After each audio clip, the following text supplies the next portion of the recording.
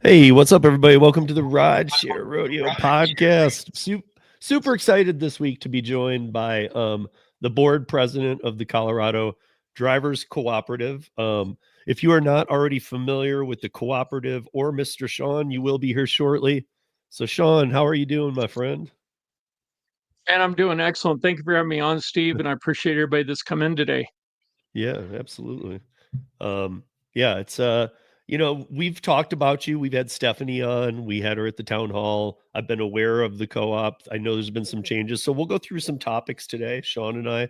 I do have Sean's handle on X. I know a lot of you know that I have one too, and I know a lot of you don't go there. However, if you ever do, that's a place where Sean is. That's a place where I am too. Is different conversations. I pick my poisons on platforms, and that happens to be kind of where I met him too. So he has a handle that's a bro. I think it's like COLO, meaning Colorado to all of us in Colorado, but it's like Colorado. It represents Colorado rideshare guy, which is kind of cool because like we got our own rideshare guy. So look out, Harry, because right. you don't even do rideshare. Just kidding. That's right.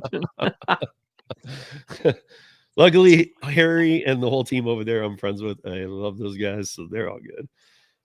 What's up, chat? Thank you for being with us. And yeah, if you guys have any questions as we go, we're going to cover through a few different things here, like deactivations. Sean went through a lift deactivation, and we might kind of, talk about some other things that have happened with deactivations that we know of that are just strange that we haven't talked about in a while. And then we're going to talk about some safety. We're going to talk about let's see what else. I just want to make sure you guys are all up to date on kind of, and you know how you all know how it goes. I mean, if we break apart into other things, great. But we're going to talk about the independent contractor status with upfront pay, and then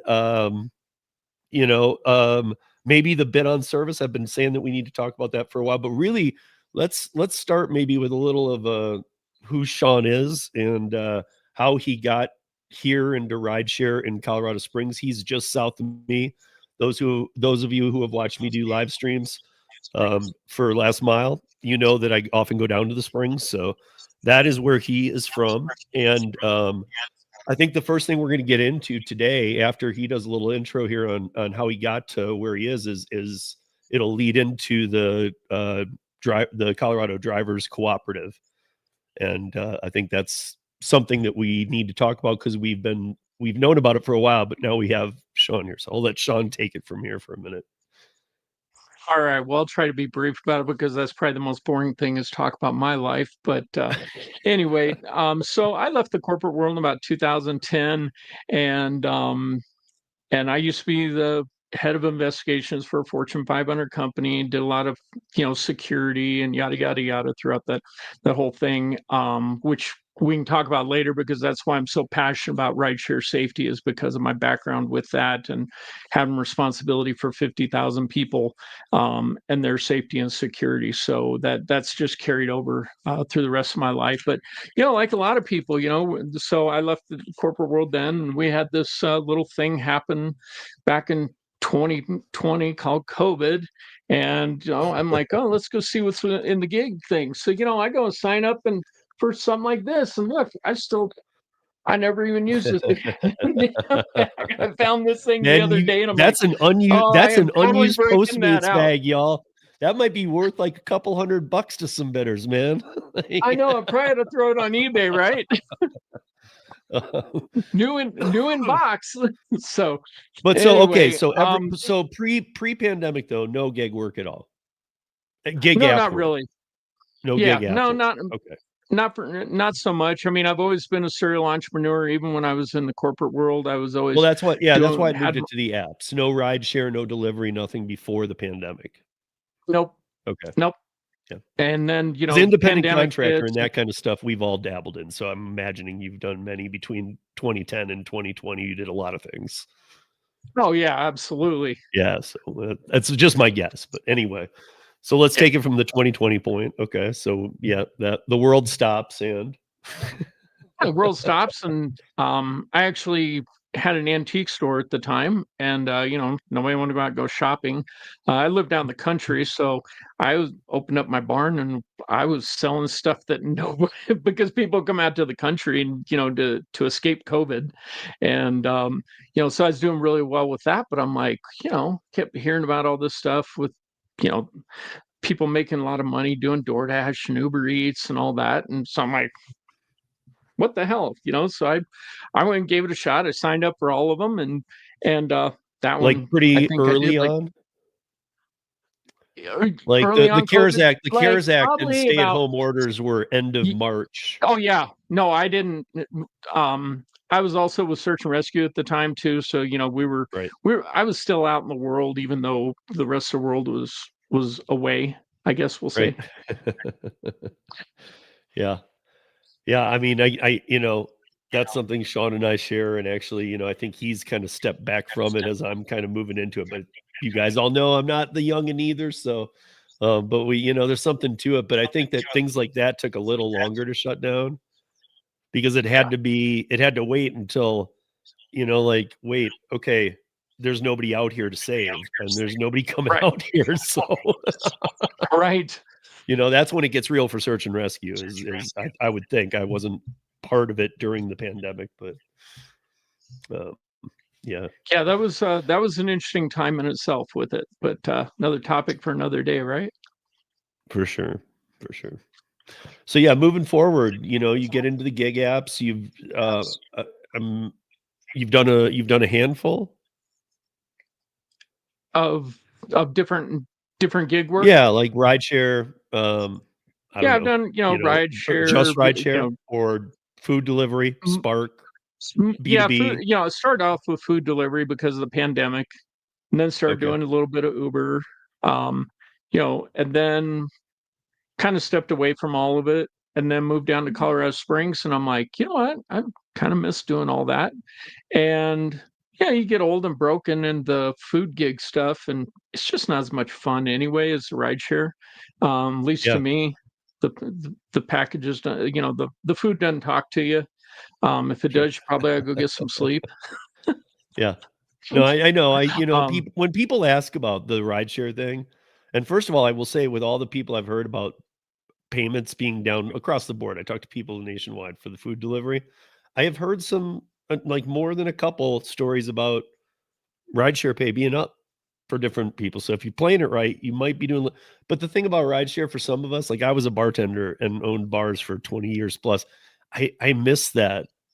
Like sometimes right, I'm gonna be honest with you guys. I don't mind getting up in the morning doing B2B stuff like courier and making those big blocks of money to do courier work. That's different. right. But delivering food to me, I'm right there with you, man. Like that's what I'm doing to piecemeal. I'm still doing the food here and there, but man, even these days, I get bored off my because the only time I had fun with it was when Right. we were doing para. All the Yeah. people listening know that I was Oh involved with man, para from day that's why one when till I the found out last you were day. para, I remember that back in the days of para, and man, the good old days. You know, Yeah, I mean the second time around, I'd most still of the be people doing food watching, delivery probably if para was around. and this is, I mean, and that's the thing is that like the people who know. The people who Yeah, hear about para who maybe are a little bit newer and they didn't catch the yeah, first round or the second either because we did have a second round, but they didn't right. catch either time when we were live, which those time blocks were fairly big, or the first one was especially, but um, when they hear about it, I feel like they just think it's another, well, what, it made you a couple extra bucks. And it's like, you don't understand. It was during the time of Oh, like, they're it was really, huge. forget what you know about hidden tips. These were real hidden tips. You could just wait till you Yes. saw $100 tip. Boom, Yep. take it. I mean, it was bank. And I get it.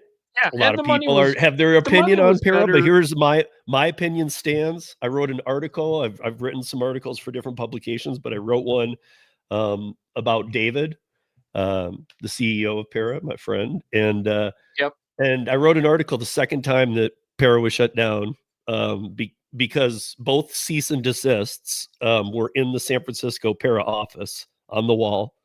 So people were stopping into. It was a little tiny thing we had, but people were coming in and taking their picture with it. It was really, I mean, pretty funny. So, but David, the second time around, it was I mean, just in a real quick nutshell that I want to tell you guys is that David said when they said, okay, same thing, shut it down. He said, okay, we'll shut it down as soon as you put full transparency up. And they said, you have to be down by next Monday or we're going to sue you. We had a very expensive attorney involved. And David said, okay, well, have it full transparency on your app by next Monday and ours will be down. Still not letting go. And but everybody wondered, well, why did you even do that? Did you really think David would beat Goliath? So I wrote an article called David and Goliath, where it's not that David wins, but it's that David pulled a maneuver that most of you missed, I think. And so that's why I'm taking advantage of this moment, is that whole week was used to get PR, because we were able to get real PR with the fact that the two were caught in open crosshairs.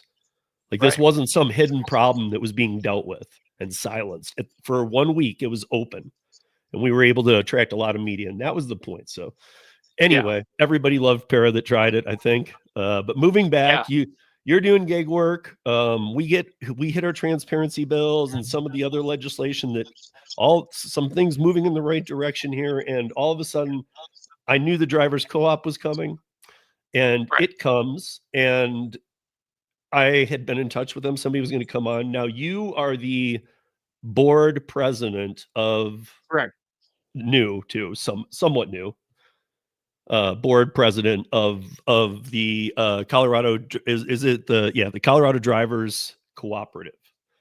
So Drivers Cooperative Colorado. It's a mouthful. Yeah, well, the only reason I know that you have it that way, but the only reason I put Colorado in front was because I saw I saw the same logo for Minnesota. So is this the same? Or if it wasn't, it was so that's close. That's a whole other story for another day. But there are. If we took the genealogy of the drivers co-op, they're a cousin. We can call it. So there's some origination from it, and that's why we say Drivers Cooperative Colorado, because you can have a Drivers Cooperative Minnesota, Drivers Cooperative California. That's the ultimate goal with it, is to have a master cooperative, and then to be able to. So we're the model. We're making all the mistakes right now, and then so hopefully we can put a good blueprint together for others to be able to jump in there. Yeah. I mean, I was looking at, you said that last month you guys, so to put it out there to the other people, like if you're wondering, like, well, how is this thing doing? First of all, it's not been around that long. So when I say he's new to it, it hasn't even been around that long. So it's still growing. But I think that Sean told me in a conversation the other day that, last month you guys did over 2,000 rides, which might not sound like a ton to people, but that's growth when you're fighting. Well, and we're on our second restart as well. I mean, we launched in end of August last year, and then stumbled through a whole lot of problems like startups do, and including getting a new app. And then we did a relaunch at the end of July this year. So we're, to me, because you lost so much traction with that, it's almost we had our launch in July, because we had to get a whole bunch of new passengers, whole bunch of new riders. So that's pretty significant to hit 2,000 within that amount of time. Yeah. I see that there's a question there, and I'm not really sure. Maybe you mistyped, Rick. Is fare to the in California? What are these parts of the coalition? I'm not sure if you want to retype that question. I can't really follow it, but that's all right. We can catch back up with it if they put it in. Yeah. Again. So, but I wanted to, this morning, I saw that Sean posted on Twitter that, he posted rides from this app, right? And it's an app. It's I'm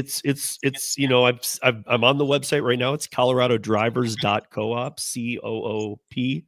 And you can see that they're approaching, they want passengers, they want drivers, but a lot of times some of us have seen things like Trip. I'm not sure if you're familiar with Trip. Trip, literally their logo was an upside down, it was a upside down pyramid.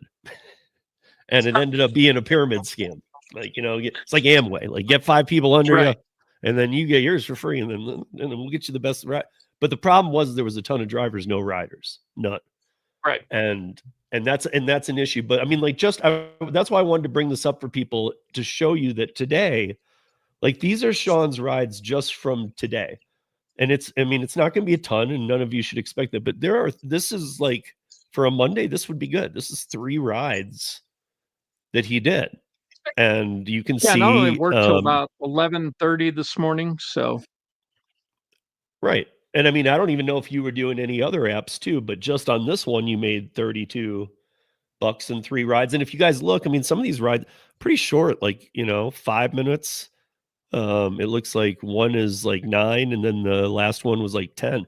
Those are the time of pick up and drop off. Really, really short rides. So, so quick, just down the road, drop off a couple miles, pick up another couple miles for the drop off. So it was really lucrative.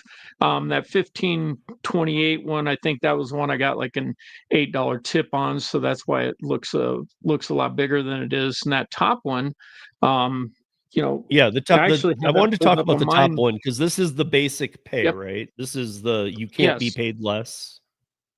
Right.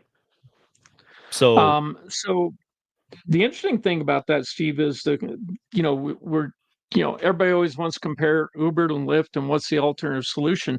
The rider only paid $8.78 for that, and that $6.08 is our bottom that a driver's gonna get, not that $4.05 you can get with Lyft, or $5.28 or whatever it is with Uber. So wait, I want him to repeat that, you guys. I want you to hear that. So I mean, I know. Look at all of these would be a little different. It's not as simple as like Real Clean. I mean, it's clean and it's transparent and all that, but like, I want you to hear what he said, because all of you who do any gig app, you don't just have to do rideshare. Out of that, he made 608. How much did the driver co-op take in on that ride from the passenger? What did the passenger pay? Well, let's see. The passenger paid $8.78. So $8.78. That's my point right there. Is that anything on Uber costs the passengers $17-20, and the driver's lucky to get 3 on a low pay like that. So I mean, I don't know. Like, how far was this one? It looks like 5 minutes. That's short. Do you remember? It literally was 5 couple miles. Okay. Couple miles down the road. Okay. Not a whole bunch of, I mean, it was of course middle of the morning, so no rush hour. I was able to just kind of zoom in and out. So are you guys seeing a lot of like people who use it and are like, oh, I want to keep using it, and then can they favorite drivers? Can they say, I like Sean? So we don't have that feature yet, and that's what I really want to hear from a lot of drivers, what they're looking for feature requests, because I think that one's huge, because if you can, then they know that that's like a bartender bringing it. Like me, I tried to use the analogy of my bartender years because they were decades, but a regular to me, even if I worked an island bar downtown Denver, so I mean, I know, and if there were 3 of us working and somebody came in that's my regular, they're going to come to me. I'm going to get better tips anyway than the other 2 would have from this person. Not that they would have been bad, but a regular likes you. They start tipping you even better. And, I don't know. It's not just about requesting you and you guys like each other. It's like you probably are going to keep getting a little more. Yeah, absolutely. I mean, it's one of those things that angered everybody as riders about, Lyft put out the thing, and it only lasted about a week because the non-tippers were complaining about it. But, and I think people are going to get better service when they see that, that people are tippers or that they're a favorite driver. We do have several options, and I can't remember exactly what they are, but, when we rate a rider, it's like, were they timely? Which that's really important to everybody in the rideshare world. The more time you're just sitting there and you don't have a butt in the seat, you're not making money. That's what are there rules? Are there rules about that for the passengers? No, and again, I mean, what constitutes, hey, come on, guys, like, I'm here to pick you up. Let's go. Well, that's kind of the driver's it can be kind of an unfair system, unfortunately, because it's just the driver what they think, what I think they might have been, timely, another person might not have, and that's something within the Right. industry, and and I look forward to us kind of trying to figure something out. This 5-6 minute wait time, that's something I'm going to advocate for us to, encourage riders.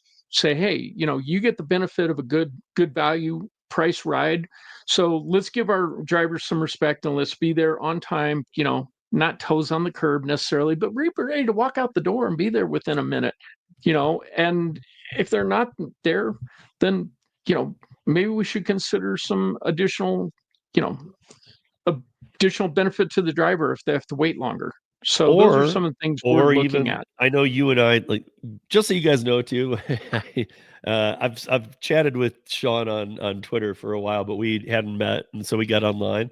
And respect to Sean, because it was getting dark. I didn't have my ring light on, and it looked like a horror movie by the end. Like, he was like, I even felt bad. He was just seeing like my glasses or something. But we did chat a little bit about Gary's apps. And I was thinking, Right. like, how, no app does this. Like, how cool would it be to let all the drivers set that themselves so that you don't have to have all these weird floating prices? Like, Right. like all the functionality of a Gary's apps, where you can set how far you want to go, how much you're looking for per. That way, it saves you guys the data right out of the gate. I only want ones that are $1.50 a mile plus. This guy who has an older car doesn't care so much. He's like, I'll take Right. 75. You get the things to the right people, but also, I mean, Gary's a master of having like, just endless filters you could have. You could, like, set up a system where it's like, I am not willing to wait more than 5 minutes. Some drivers could put, I'm willing to wait 15, or Right. Yeah, I and don't there's know. different It's temperaments for different drivers. So I think that's great to be able to have those kind of options for if I'm a drivers. driver, And I would love it if I came into the app and it presented, like, maybe 10 out of the box biggest filters that a Gary's apps right, might have. And then it kind of left you as, okay, you're set up to get going. If you want to see the more advanced stuff, jump in. That way you don't scare them, but you give them the 10 big ones where you're like, hey, what are you looking for in the per mile? What are you looking for? right. And I believe there's passengers that'll pay more, to just know there's a driver sitting out there waiting for them. I mean, they did it with taxi cabs for years. They're on the meter, got the meter going, this and that. And people, they didn't necessarily like it, but they understood it. And somewhere we got way backwards on this culture. And then all of a sudden it's like, well, I got 8 minutes to wait on. So when I finally get out there to the driver, but then there's other people who will order a priority ride and you wait forever for them. And I go, hey, why'd you order a priority ride? If it is, they said, I just want to I know the drivers get paid a little bit more, so I'm more likely to get that driver to sit there while they're waiting for me. So, we got to work together with both drivers and passengers and figure out a program that works for I mean, everybody. but there you go. That's the way that, and you guys as a co-op shouldn't worry, because you don't have to have the worry of, oh my gosh, will this driver poach this customer from our platform? That's why I think it's so crucial to keep those numbers in somewhat of a line, like Right, 888 or whatever it was, and you got 608, or whatever it was. But right. I mean, for a driver to see that, that's fair enough, where they don't have to go, okay, I'll just set up a Apple Square A account. private ride, yeah. I'll get the passenger myself. I'll snag them off Uber and Lyft, because that happens. But if they can see that the platform's paying them well and they don't have to, if they could be favorited, I mean, to be honest, a favorite is the best thing in the world, because I mean, that's really what you want. Right. Screw the rating, screening that. Like, if people are favoriting you, that means if you're out Because driving, that you're going to be the first one to have the opportunity at it or something. I don't know. Well, one thing that gets me really excited, and to your point about that, so I had a driver call me yesterday and he's like, man, what do I do here? I had a guy, he had a scheduled ride going to the airport, and but his flight got delayed. And he said, so what I did, I called the guy, we talked and this and that, and I'm going to go sit in front of his house when he's ready, and then he's just going to book a regular ride. And the guy canceled the ride, paid his cancellation fee, and so on and so forth. And but it was like within that half-hour window, so he couldn't book another scheduled ride and then have our guy pick it up. And and he wanted to get that ride because they'd already built that rapport up. And he was, and so I said, well, I said, it'll probably work because it goes out to everybody within the first 3 miles. That's what is how our app works. It, shotguns out to everybody. So I said, and I don't think anybody's going to be out. around robin. Yeah, it goes, and then Okay. if nobody picks it up within, I think it's 15 seconds, then it goes to the next 3 miles. So then that'll be a 6-mile Okay. radius, and then 9 miles, and then the ride dies. Unfortunately, at that point. So hopefully, we've had a driver that's See, picked how it much up and been better in would the it be area. to let the drivers set the filters and that way you're I know. sending it to drivers that want to take it. You could almost be like expedite delivered and not give Right. them 5 minutes, but give them 30 seconds to look at it. So they have real time to go, yeah, I want that. Right. But to your point, Steve, that the driver told me, I said, man, I appreciate, you calling this guy and working with him, and, we'll make sure we get you taken care of, even if the ride doesn't go through, even if that came out of my pocket, because I want and he's like, no, he said, if it wasn't the co-op, I would have converted him over to a private ride immediately. Got a Yeah, cash I ride, mean, send cash at me or whatever. He said, but I want this thing to work, and I see the value in what we've got going on here. So, man, that was like a huge victory having that conversation. I'm telling you, man, and that's why I think this is something of the future, especially with transparency coming in play in so many states and Yep. all this and that and the other, that honestly, like once people see, I mean, I know that some states are to the point where they're definitely aware, or they're even asking customers, and they're not just relying on an answer. They're showing them the phones. This is what I paid. They're like, oh my God, this is what I made. Right. It's like, and so everybody's kind of waking up. And I mean that on the customer side too. And so that's why I was saying the other day that, listen, people aren't going to pay 300% of what it costs to go to a restaurant anymore to have the food Right. delivered. They're just not. Like you can tell them how you broke it down and that you had to raise the item menu price to allow the restaurant to be able to use the service, and here's the delivery fee. But really, the delivery fee isn't that. That's another fee for us.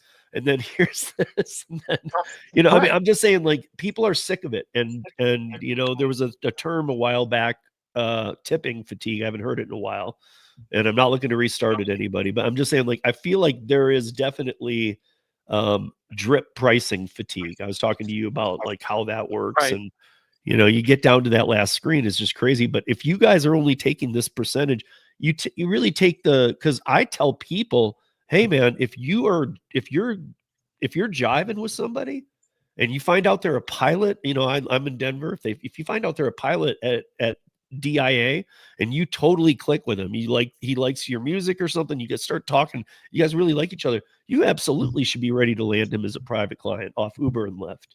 And I wouldn't tell you that off the co-op, because I would probably be able to say, hey, listen, just keep that as your client, or however you do it. Obviously not favorites, but keep him within the co-op. But I mean, like, I do tell people that same thing. I say, get your client. You are an independent contractor. By the terms of service, you need to, every time you turn a corner, you need to think about that.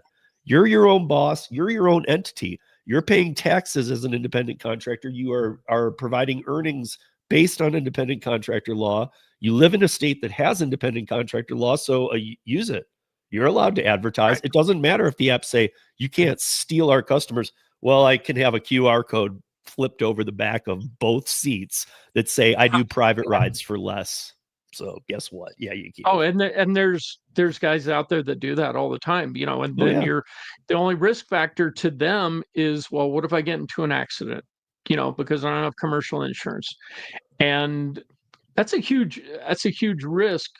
But there's so many people, because you sit there and you take, well, this dollar went to Uber, this dollar went to Uber, and I don't even have enough money for a tip. But if I get those $3 myself as a driver from them, and they're just paying a little bit less, and people do that all the time, I've done it, in the Right. past. Now, obviously, with my new role and working with the co-op and stuff, I don't do that anymore. But you know, it can be very lucrative. So it's hard to convert drivers to say this is the right way to do things. Let's do it that way and let's work together as a team. I'm glad you just actually said that too, because I always, when I say that, sometimes I'm thinking Uber X or larger than Uber X, which you would already be carrying a policy that would cover you in Right. most likely. I mean, Right. but Uber X drivers are not, because you are covered under Nope. Uber.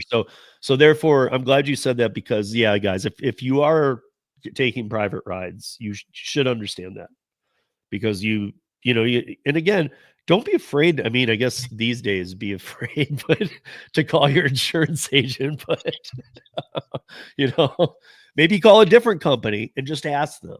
Say, hey, if I need just a general policy, get a quote, and then say, hey, if I wanted to I'm trying to start my own business and not have to rely on Uber and Lyft. If I did some rideshare, how much would I have to do? And to call a different company and get those two quotes, compare that difference, and then your own company should at least be able to make that kind of difference if you can find it. Right. That's my advice. And they need to make sure they're getting a commercial policy though, not Yeah. not just a rideshare addendum. I carry a rideshare addendum to cover the gaps while you're in between rides and so on and so forth. But they need to make sure it's a commercial policy. But I've always wondered about that. So you're talking about period 1 to 2 when you're waiting for a Correct. ping to come in, and Yep. so what is that policy really like? Why aren't you covered on your own policy when you don't have a passenger in? Well, because you're technically in the course of doing business is how it's been explained to me and as I understand it from looking at the policy. So you're out there, it's like you're driving to work, you get to your first stop, and then okay, well now you're actively, because I have the app on. Now Uber and Lyft with their commercial policy says you're not actively in a ride or even the co-op. Mhm. So you're not covered. But then you're kind of in that you're in that in between world. And so that's where Okay. that gap with your rideshare addendum, and mine I think is like $30 a month, maybe. I haven't looked at it in a while, but and actually I'm going to have my agent will probably do like a lunch and learn type thing or something, do a webinar. He doesn't know it yet, but we're going to do one for our drivers and anybody else that wants to come on and have him talk about that and why it's important to to have a rideshare addendum. Right. Yeah.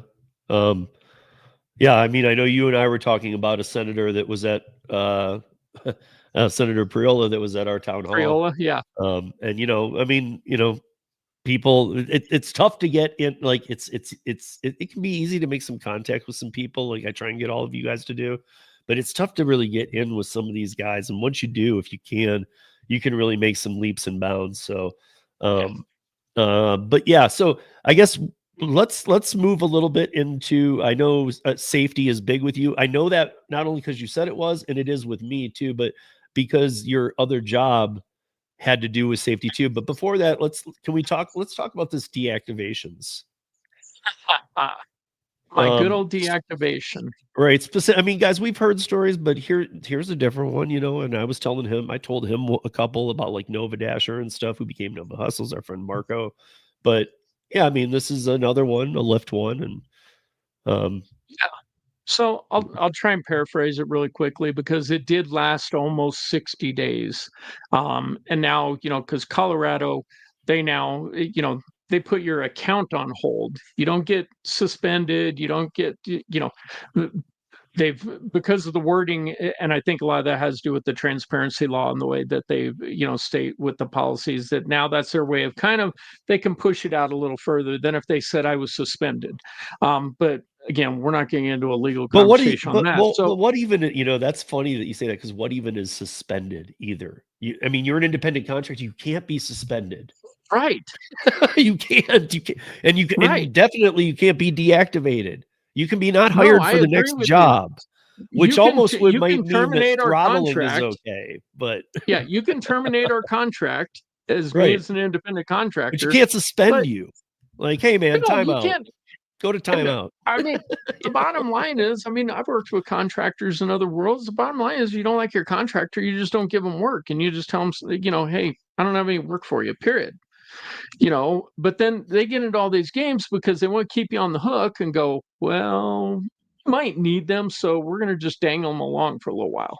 Sure. So, but anyway, my deactivation consisted of it was a early morning Lyft ride, pick somebody up to go to a large employer that is both down in Colorado Springs and in Denver. And this individual didn't show up for their ride, so I'm like, oh, okay, I'm going to go collect my whole $2 on Lyft and move on. So I did the little, like everybody does, let the phone ring once, hang up because I'm not having a conversation. This one actually rolled over anyway. So go and do that, and I go to leave, and somebody comes running after my car. And being honest, this is the first mistake that I made with this whole thing. Again, I believe in you got to be honest. Here's where I have some responsibility in this. I decided I was going to get the last word in. I rolled down my window and I'm like, sorry, you missed the bus. You're going to have to catch the next one. Roll up my window and start driving off. Minute and a half, 2 minutes later, so if that I was get another so request. just out of morbid curiosity, if that was mistake one, what was after what you would have done if you could have redone it? If I could have redone it, I just drove off instead of saying okay. a damn thing. Yeah, that was stupid of me. I mean, come on, let's just be real. I wanted to get the last word, and I wasn't being polite to let her know. She can look on her phone and see it was canceled. Let's be real, guys. I was trying to get the last word. I hear you. I just know that everybody listening can relate to what you did. In fact, absolutely. Probably most of these people have had an occurrence where they did something like that, and they're like, dude, I shouldn't have done that. Yep, and got a retaliation against him. Well, her retaliation consisted of, she ordered her next ride because I saw that come up on my phone. I'm like, no, I'm not taking that ride, so I can get my 1 star. So I just let it go and keep going.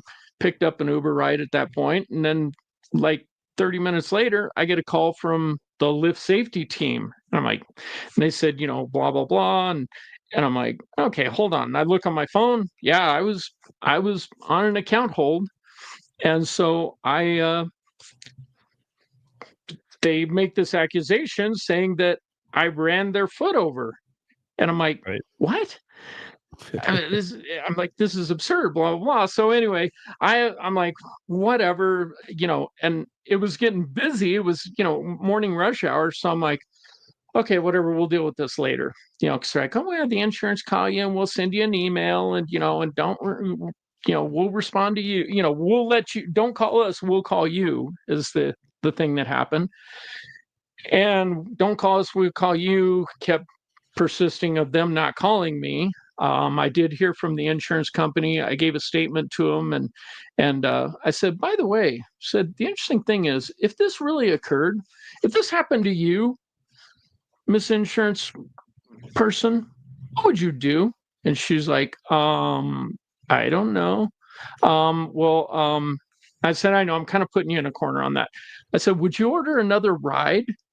She's like, well, no. I said, yeah, you call 911, call the police, call, anybody, but for another Lyft ride. And she's like, well, yeah. And I said, well, then you probably ought to go look at your records because that's what she did.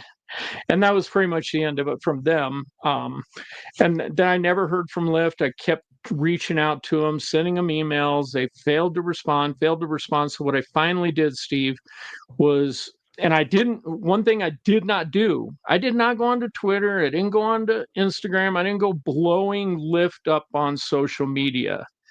And I see so many drivers making that mistake. Don't do it, guys. Again, it's not time to get the last word in. Wait until after it's done and let level heads prevail and let things cool down. And that's what it was like, I waited till almost 60 days. And then again, in Colorado, we have 60 days before, and then with the new transparency, we got that window that we have to work within. I knew what that window was. So I went on to X and sent them a message, the Lyft help, Lyft support, I think is what their thing is, and sent them a very, very direct message and said, here's I expect to be reactivated. This is a false accusation, blah, blah, blah. I don't want to send this to arbitration, but it will be certainly within my options if I don't get a positive response. And that was the biggest threat that I made to them. But I wanted them to know that's what I was willing to do. Yeah. And then they responded back. We went back and forth. And then less than 24 hours, I got reactivated. So that's kind of the short version of it. And in all reality, man, that could have gone a very different direction too. Even though she claimed that you ran over her foot and that did not happen, right? But nonetheless, even like you said, that error where you yelled at her, even if you had just said, well, you know, or even if she hadn't said the foot and she was like, he was just screaming at me as he tore off, that, I mean, I'm just letting people know that could get you deactivated. Well, I also had one other piece of evidence. I had my unbiased witness, my dash cam. Yeah. So it recorded the audio of it. So it may not got you guys her always in the have, camera we view. say it all the time, always have a dash cam. Always have a dash cam, which is one thing we require at the co-op with all of our drivers. You have to have a dash cam to even on board. Yeah. So yeah, I mean, this is, you know, I mean, these deactivation stories, I was telling you about a guy that all of us know. And when he was deactivated, I don't know anybody that had more dashes than him. This was like a year ago and he's in Virginia, but he you know, he's like just outside DC. And his handle was Nova Dasher. Because of this incident, he changed it to Nova Hustles, even knowing that YouTube would prefer the Nova Dasher that he has. He's got a pretty big channel, but he changed it to Nova Hustles just because this pissed him off so much, and it should have. He got deactivated on a day he didn't even turn the app on and wasn't even in his city. He was with his family on a day off. And wow, it went on. He fought it for weeks. And then when he stopped fighting it 6-7 weeks in, he was reactivated out of nowhere like 4 or 5 weeks later. Right. Just it's something I've been calling the timeout deactivation. I know that that's a weird thing to say, but it does exist. I've known other people who are like, dude, I was deactivated. And I've had even some people say, dude, maybe do you know why? And maybe this one guy, but dude, it was no incident. So like maybe it was that got him deactivated, but they got back on like 2 months later. I mean, those are the ones I really don't get. I don't know what they're doing. I don't know what the strategy is. It a timeout? Is it like, hey, you were bad? Right. You know, or is it like we have too many drivers? Exactly. You know, because of our oversaturation of drivers, we do like the oversaturation, but we'll take you out of the mix for a little bit. You'll be lucky if we bring you back. Right. Kind of thing, you know. Yeah, I don't know why exactly they play the games with it instead of just being transparent and go, you know what, we have too many drivers right now. We'll give you some rides later. You know, I mean, the DoorDash scheduling thing drives everybody nuts and stuff. But you know what? I'd rather know I can't go do food orders because there's too many people out there trying to do food orders than to sit in a damn parking lot all day long going, well, am I gonna? Oh, there's my Taco Bell ding. I hate waiting at Taco Bell for 40 minutes for an order, but here we go. Yeah, yeah. I mean, I know that some people on some apps are like, well, that's my active time, and this. And first of all, active time is not a real thing. I say that every time I have to use the word. Every time I don't care if people get sick of me saying it. Every time I have to say it, I say this is not real. But it's not. And even if you get home and add it all together, the easiest way, guys, I don't care who you are, is what time did you leave the door of your house? What time did you get back home? That's the time you work. Now, like Sergio and I have discussed many times, then what is the optimization rate of those hours? Like, did you work 90% of the time you were gone? Then you optimized 90%. Right. You know, and it doesn't have to be, well, I did this on this app. I don't care about all the apps and what you did on what. What did you optimize? How much of the time were you working? Right. And that's one thing independent contractors really struggle with is really understanding that. And, and I know we hear Sergio talk about it, but, that's a really important thing with financial literacy is we've all got to become more financially literate if we're going to make money doing this. And, instead of make the money work for us instead of us working for the money. Yeah. And, Yeah, and so I know that you are a big component of this. I'm interested if even any or like what you guys are trying to do at the co-op that makes it any different. Like I'm sure it's different, and I'm sure you have big ideas to make it even better. But now we move into the category that one of the biggest ones that I talk about on my podcast, safety. And so what maybe is different, or what is a little different about the co-op safety? Well, so the big thing, I mean, the big thing right up front, like we talked about just a minute ago, we require a dash cam. Um, Sure. we had it brought to the board last month, even requesting consideration of a waiver, and I was like, we're not even having that discussion. I mean, we want to be better. We can't compete with if Uber and Lyft wanted to come in and underprice us like Waymo's doing to when in the markets that they're in, they're buying those markets. You can look at it, you can get a $7 ride or a $30 ride for $7. They're renting they're renting a microscopic percentage of a city's Right. fleet, and they're actually more expensive with wait times. But I have a whole stance on that, because like putting 7 here in Colorado in the fleet, dude, and they can't even apply till March. Like they're here can't just wait till we get mapping. our first snowfly, but they're not going to drive during those times is the bottom line with it. Well, but that's a question I've put out there many times. Like, dude, even once we do get to, Daryl lied for years, but after this bad earnings call for DoorDash, after that happened, he came out again and he was like, what did he say? 20% of the rideshare fleet by 2035 will be autonomous. That's 10 years from now, dude. Right. I mean, that means still 80%. And what you said too, like when it snows, guess what, guys? They're nowhere. He knows what I'm thinking too. Like, dude, again, a lot of the Front Range doesn't get the snow that the mountains do, but we still do. And when we do, it can be for many days in a row. So what do? Does it then turn back on and need 100 times the amount of drivers once there was an amount of autonomous? I mean, like right now it's nothing, but if there were a big fleet, then what? You just surge and you have to pay everybody 4 or 5 times as much. Right. And that's probably what's going to happen. But again, it's, for them, it's a marathon, and they're not going to worry about those, 14, 15 days that they're not going to be able to operate. Those are just write-off days for their business. For us, we don't have an interest at the co-op in autonomous vehicles. We're not robots, we're humans. And and you can make a safety argument one direction or another. I don't think there's enough data right yet to say one's safer than the other. There's too many different factors involved with it. But and back to your other question about safety initiatives. Right now, we're so small that we kind of get to all of our drivers are reviewed by an actual person, so it doesn't that are onboarding. So it's not real background checks.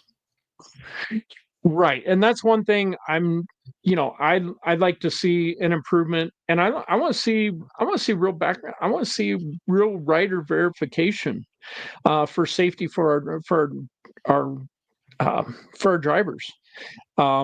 And there's always going to be things that are going to happen out of our control. But I have so many ideas. They're stuck with me for 3 years right now. So we got a lot of time and a lot of ideas. And I'm only one of 7 people. So stepping away from the co-op though, because one thing before we do, the pictures of a rider, do you make them be pictures of the rider? Oh, for rider verification? No, just their picture. Like, I mean, people can use gold teeth or a pile of dog poop here and have that be their profile. Oh, for us? Yeah, for the passengers, so the drivers aren't like, for the passenger. No, man. I think everybody should have a up-to-date profile picture, of what they actually look like. So the expectation is there. I almost would even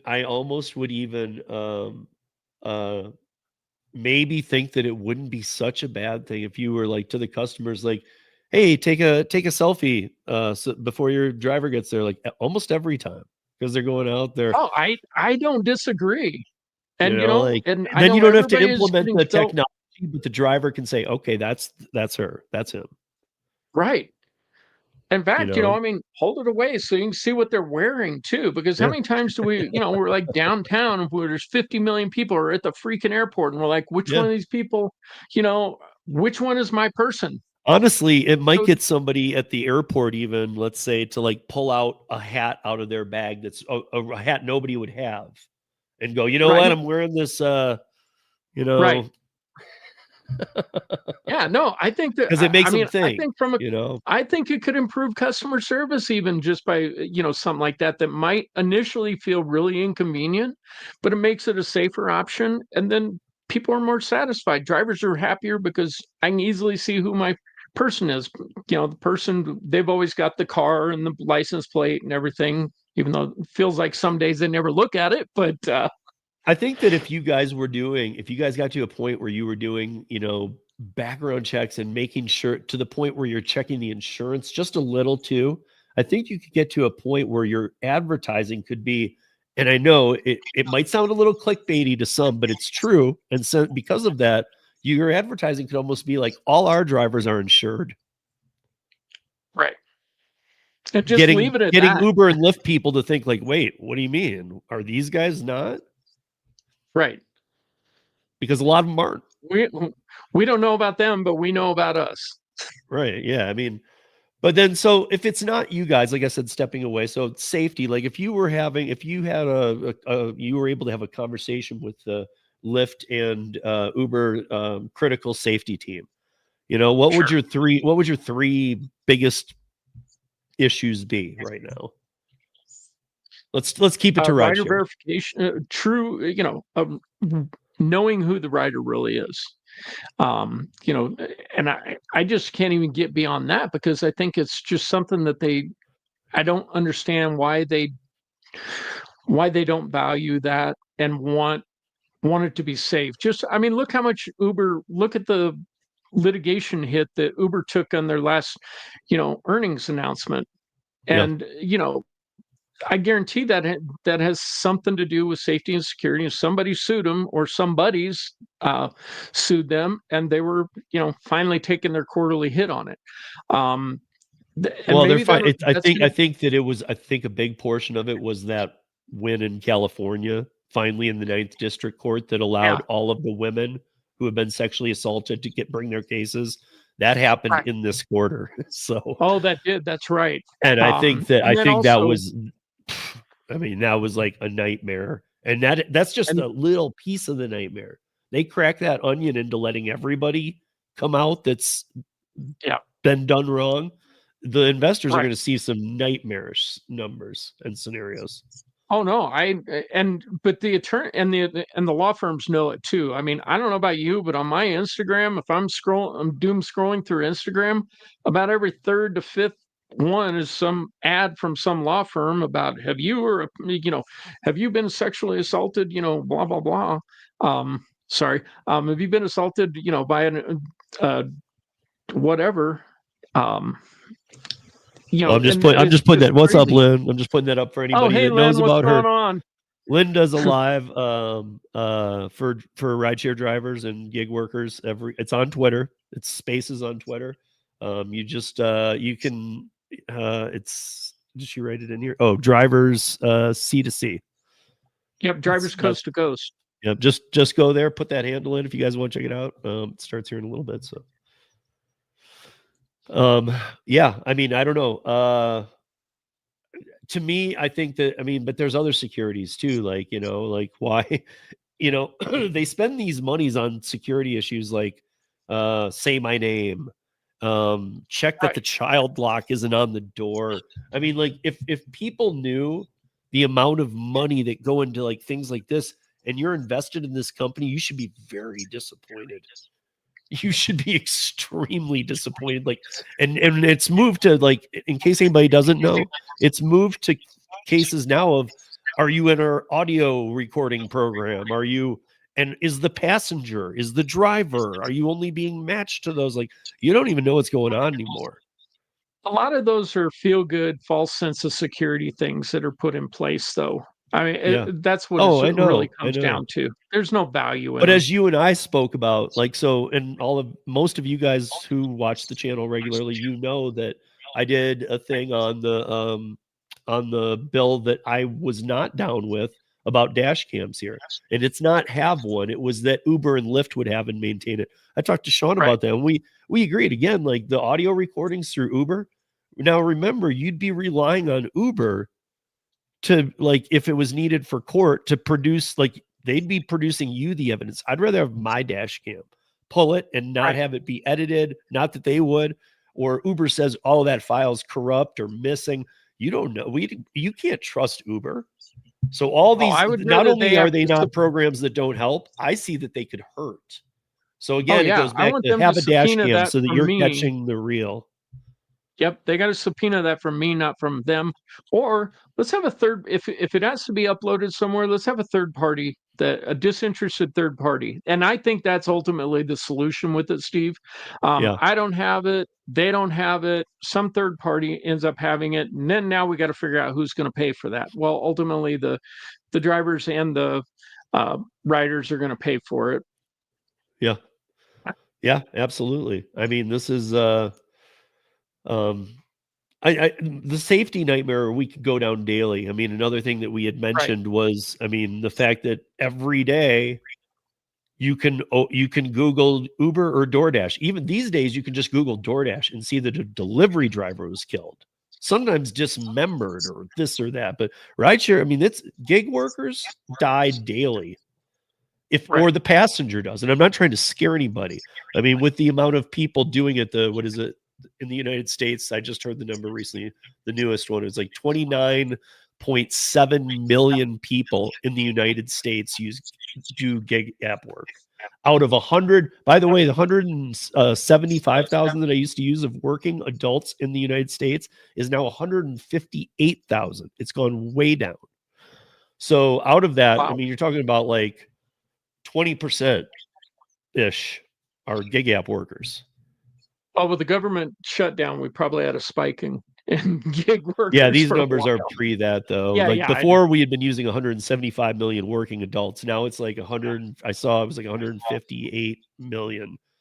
So it's like half of the country works. It's really a sad number to see. It's really sad. Yeah. You know, because then we know how things then operate. But yeah, I mean, to me, I have never-ending safety stories because obviously it's not totally their fault if somebody does something to you in a rideshare. They can't do everything, but they don't do anything. Right. That's my problem. They don't do anything. No, and they avoid culpability at whatever cost they can. And, you know, it almost feels like it's reactive security or reactive safety measure, you know, after they finally got sued and lost their butts. And that's, you know, really, those are things that keep me awake at night, you know, back to the co-op real quick. And that, you know, I want to improve. And I want us to be able to say we are the safest rideshare app for both passengers and drivers. Yeah. I mean, well, you know, I honestly, as sad as this is, it would be really hard not to be. No, you're right. Like, I mean, when the bar's so low. That's what I'm saying. The bar's so low, dude. It's like, you have safety on your app? Cool. Like, just with our onboarding, having 100%, you know, review, 100% of the review is done by a human. We're already ahead of them in that game. Yeah. Yeah. I mean, this is, and I know that you could grow. So, I mean, like some things, but I would see that it would always be anything that was any kind of major decision being made would probably, no matter what level of AI you if ever decided to use, it would always trigger a human to get involved and just oversee it, like sign off on it. And that's what it, like, that's that's what correct. It should. I mean, this stuff, it's in its infancy. It needs a babysitter. You know, it's not ready to go run on its own.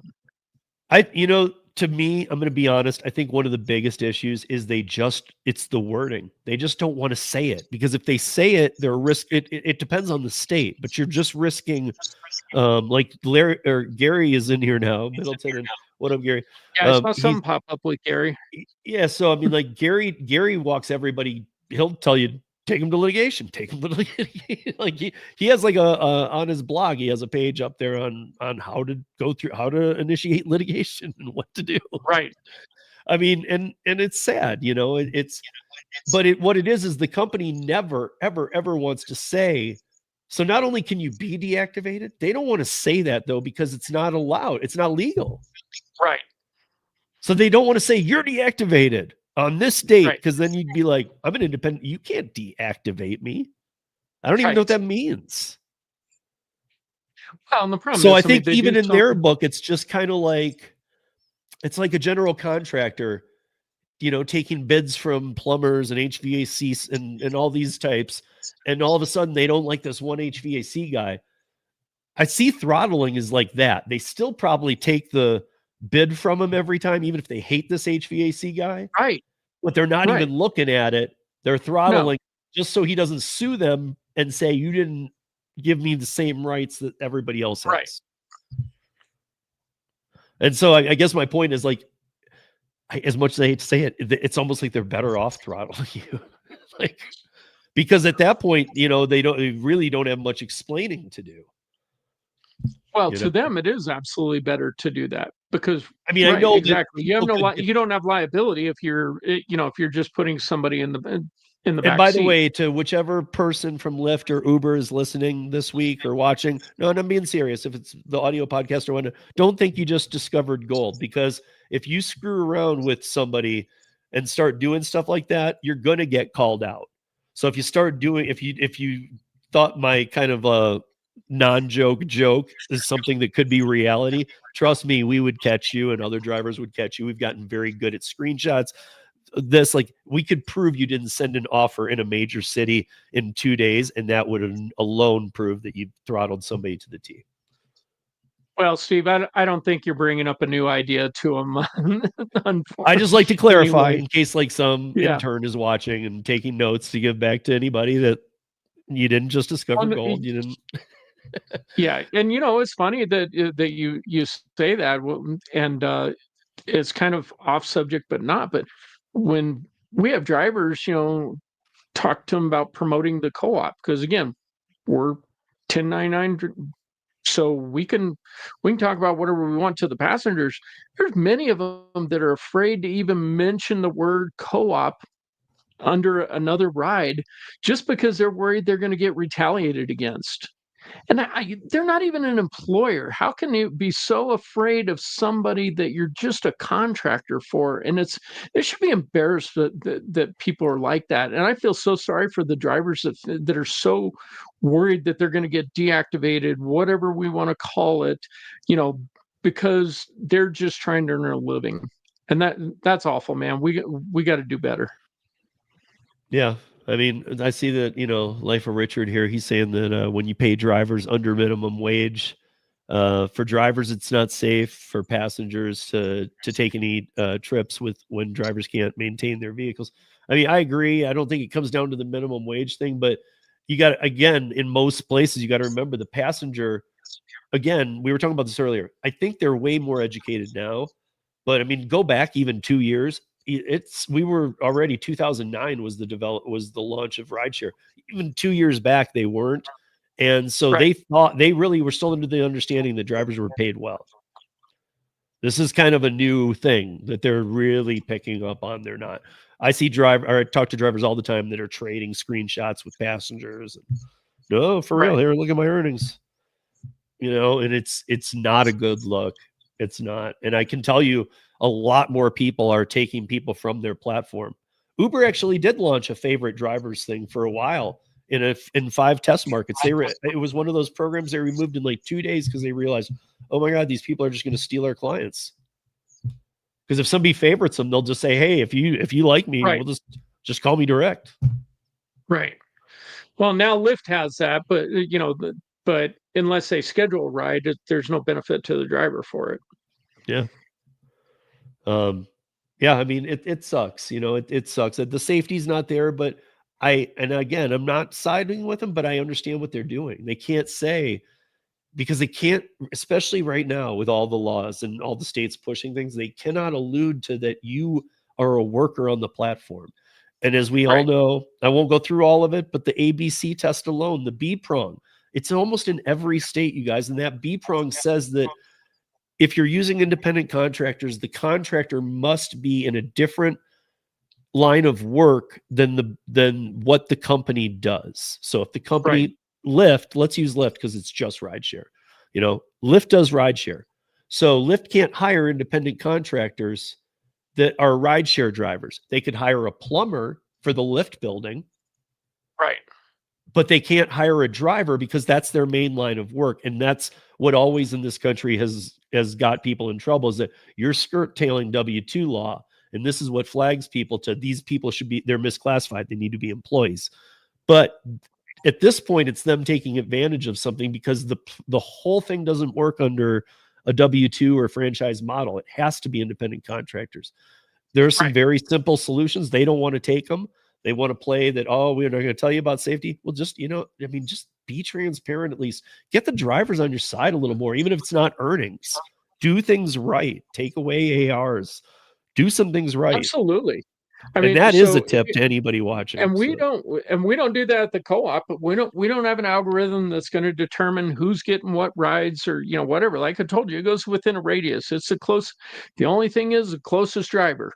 So we start getting busy enough, people will start going, okay, maybe they're going to flock to certain areas, but okay, we're going to need those people to give rides anyway. So I don't care if the drivers are, going to start flocking to those areas and grabbing them. Yeah. But just like you said, it's simple. Yeah, be simple about it. Get rid of the acceptance rate. Get rid of all that stuff. If your drivers care about the business that they're doing and they have loyalty to you, you don't need all that. You don't need all that to threaten them with. Yeah. So I was going to get to, I think we've kind of run out of time here, but I wanted to get to this. We'll get to it on the roundtable. I want to talk about drip pricing and something that happens in that, but I think we covered enough of like other things that what I do want to, I did pin in the YouTube notes, and I already have the link in the notes, and they will be in the audio podcast to all of you watching as well, to Sean's Twitter account, but as well, I'm going to put the link to the driver co-op. You guys check it out. Even if it's not in your state, check it out. I mean, for the idea, like this is something that's being done where if you joined us late or whatever, that realize, I mean, we didn't do the exact percentage, but on the one ride he did where it was the basic pay or the bottom line pay, you can get $6.08, even if it's going one block. This is the bottom pay. The person only paid $8.60 or something. I don't remember exactly what it was, but whatever it was, that's enough to go, I don't need to pick off passengers from this platform. I'd rather the platform process the credit cards, know that they kind of have my back when it comes to that and whatever. And I mean, at that point, that's how it should be. It doesn't have to be like exactly like if it was $9.50 either, where you go, okay, now I'm going to stab them in the back either. No, if they're being honest and they're telling you this is how it works, then you go in knowing that, then you don't have to be mad. Right. It's the fact that we don't get told anything. In fact, the teams are huge that are literally designed to make sure we don't know what the rules are. Right. And that's where you guys see me advocating all the time, where I don't accept that. That does not work for me. That does not fly. It breaks independent contractor law, and all you guys know, I talk about it all the time. I drill it into your heads, but I've been doing lighting and production since the late 90s. So I am an independent contractor in the traditional sense too. So I know what they're supposed to do. I know how this is supposed to work. And we're down to a classification issue. If they want to classify us as one, they need to do what you need to do when it comes to one. And I think some very quick corrects would get them out of the crosshairs that are going to end up costing drivers to get less pay, and it's going to cost customers more, and it's going to cost restaurant partners for the delivery apps more, instead of just being transparent. And at this point, what are you trying to hide, DoorDash or Uber? Like, are you trying to hide that 25-cent hidden tip when you put $8.25 plus, that it's going to become $8.50 after the delivery? Because we all know, though, like we said about the Paradays, that might have been a $100 tip before. Those aren't around anymore. That's gone, dude. So that plus means nothing. That's just you guys literally trying to scam newbies to a thing that used to kind of work and people ignored because sometimes the payout was big enough to go, I don't care if they put that plus, I get some $50 tips. Now we care because we're going, wait, why is it like this? It should have never been like this. Right. So, hey, I want to thank Sean for his time. I want to thank you guys. Check out Colorado drivers.coop.coop. Both links will be in wherever you're watching or listening to this. And Sean, we'll have you back for sure. And I'm definitely interested. I know you told me there's more business up here in Denver than down in the Springs where you are. So I don't know why it's taken me so long. I think it was because I wanted to have one of you guys on. And like you said, I think there's been a couple people that have moved around, but now that you've been on, now it must be time for me to sign up, I guess. I've been kind of quiet and on the social media platform with everything with my rideshare stuff, and then within the last few months, even before I got elected to the board, I started kind of throwing a little bit more out there, and now with my position on the board, I'm all in and ready to talk to anybody. So that includes anybody here that hit me up either on X or Instagram, and if you have any questions, whether it's you want to just learn more about the co-op or you want to start a co-op in another state, is the Instagram handle the same? It is, yes. Okay. So everything but on YouTube, that's my Instagram and that's my handle. YouTube was weird. Okay. Yeah. So, but Twitter or Instagram, because I know some people might not get. A lot of people don't get on Twitter. You know, but I'm on Twitter. I'm not on Instagram. So I hate Instagram. So, but that's just me, you know. So anyway, you guys, this is an alternative. I'm absolutely going to check into it. I know Gary would love me to. I know Gary and I would love to brainstorm with you guys. And because I mean, it's time for some real cool changes, and you guys are kind of in that position to do it. You know, you're still growing. Gary and I have a conversation and see what blossoms out of that. Yes, we will make that happen for sure. You guys, thank you for joining. Thank you for watching on the replay. Thank you for watching on any platform. Thank you for listening on the audio podcast. And folks, that's a wrap for the week. Until next week, be safe, earn smart, and we'll see you back here on Thursday.